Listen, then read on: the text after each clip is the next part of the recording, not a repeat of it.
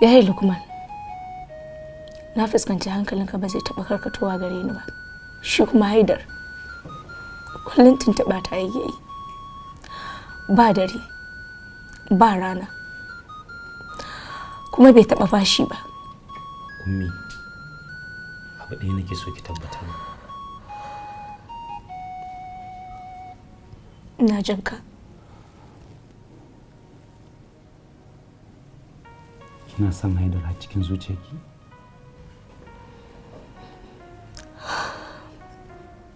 Buntalo za ta bar gidan nan.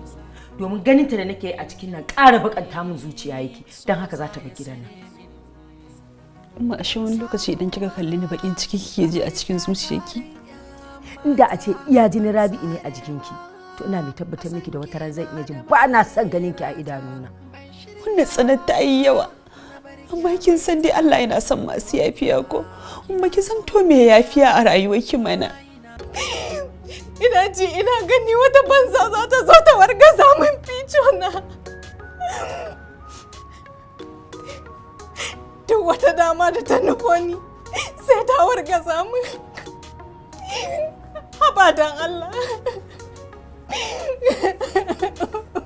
To aini abin da ke bani takaici wannan kukan da kike yi. Me yasa mu ba za mu yi kokarin ita mu sa ta kuka bane wai? Ya kamata a yi aure a sami zuri'a domin a bar baya.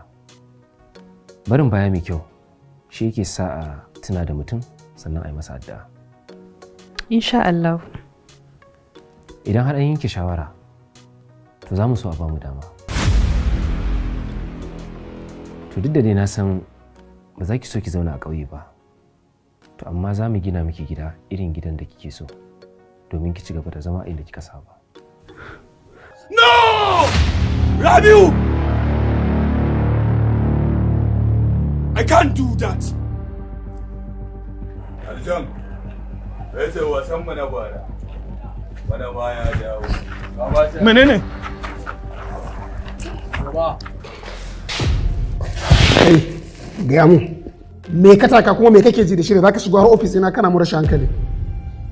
Gaya mun kai nake tambaya. Me ka taka?